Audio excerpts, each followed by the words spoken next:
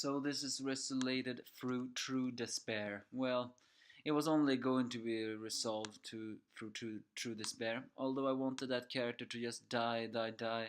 In the end, it seems he's gonna take the despair route.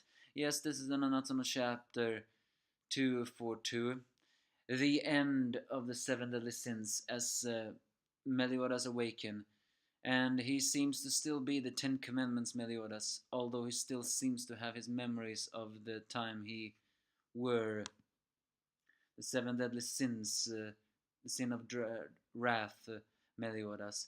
Or maybe he's pretending or everything else. All I know is I see only despair, and that's only what I'm gonna talk about. In this first off, yes, it's me, the Angry Anime fan. First off, Elizabeth heals up Merlin, who has, of course, well, been knocked out about all that. As King and Diane lament the sacrifices of Dolor and Gloxnia, the this Gother is apparently not completely dead, although he's in terrible condition. His body is being twisted, but we cannot forget that Gother is technically a doll, meaning that just breaking his body like that is not going to be completely easy. So later on, though, Escanor has awakened. Although still a bit muscular, he still seems to have some damage to his body.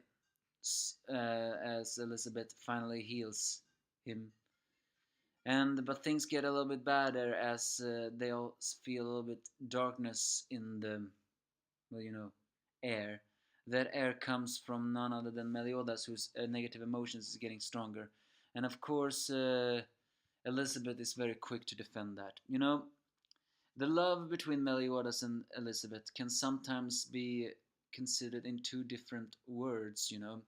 Sometimes it can be very touching. It is, in one picture, an eternal love and eternal loyalty to each other. Although technically,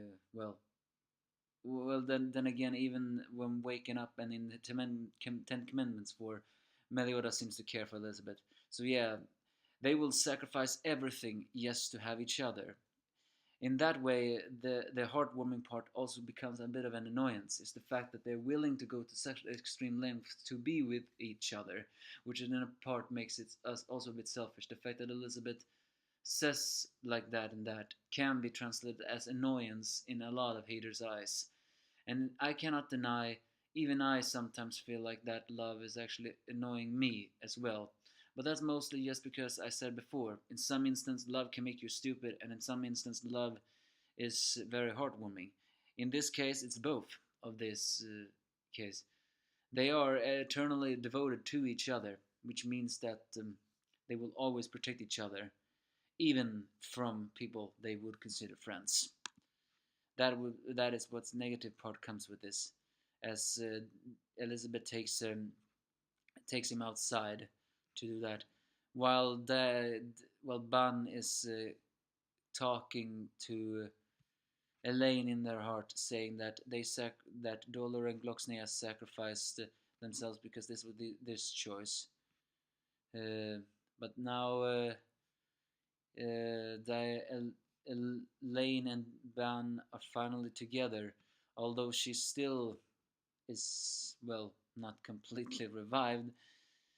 We cannot forget that Merlin took away and sealed Merashkala, meaning that she's not dead yet. As Elizabeth still mentions that she will always be the Elizabeth still says to Meliodas that she will always be by his side. And again, that always be by your side can mean many things. Finally, also Merlin have cancelled the spells that were casted by Chandler, as Diana has finally returned to her big boob form, and so has Merlin as well. Although Gother is still unconscious and twisted, and his body twisted, he appears not to be dead yet. They know for a fact that Chandler is also not completely gone yet, and that's true. He immediately returns as they all get outside. But there is where things takes a turn for the negative, as Chandler is kneeling down and crying, as the Ten Commandments Meliodas have now awakened with Diana in his embrace. As Ban screams to Meliodas to remember that you are the dragon's sin, Meliodas. Surprisingly, Meliodas acknowledges that I do remember, Ban. You were my precious comrades. It's the fact that he says "were" that makes Escanor question. And even Elizabeth herself is worried. Apparently, she is comparing this feeling to something like was back then. As Meliodas only orders Chandler to take him to Selderis. Of course, Chandler do not want Meliodas to take that woman with him, but this is Meliodas we're talking about, so he decides that. And so the chapter ends with Meliodas saying that Elizabeth is nearly out of time, but using this I will definitely save her. Of course, the Sims want to help. However, Meliodas coldly says to them that do not concern ourselves with anymore. I do not want to have to kill you all. As of today, the seven deadly sins are disbanded. As the chapter ends, the captain of the seven deadly sins is no more. While still apparently having the memories of the Sin Dragon's sins, it's clear though his cold heart has now taken over his memories. Well, so that's basically this chapter. All in all, just a despair chapter. So what just happened?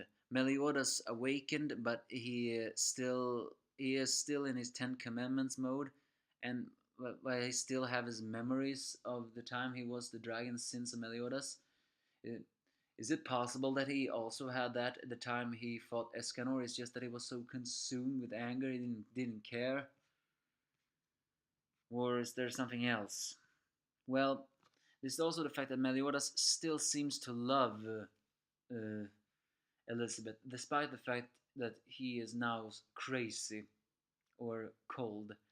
But as I said before, their love seems to be eternal. It doesn't matter which form Meliodas is in, he will always love Elizabeth. Moreover, what is his goal? If he takes two Selderis, then he can probably kill him right now. And will that dispel everything? Is there also the fact that I do not want to have to kill you all?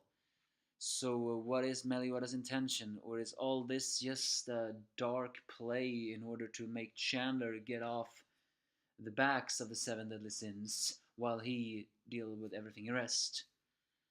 Who knows? All I know is I see only despair. Next chapter is called Thus he embarked on his journey. Who is that meant to imply? Ban, or is that meant to imply Meliodas as he embarks on his demon journey? All in all, if the Ten Commandments Meliodas really has fully revived, then killing Selderis probably will not dispel Elizabeth's curse. After all, we cannot forget that the Demon King want Meliodas as a successor. So, whatever Meliodas is thinking, I do not know. So again, for the last time, a despair chapter. But you give me your thoughts if you have any.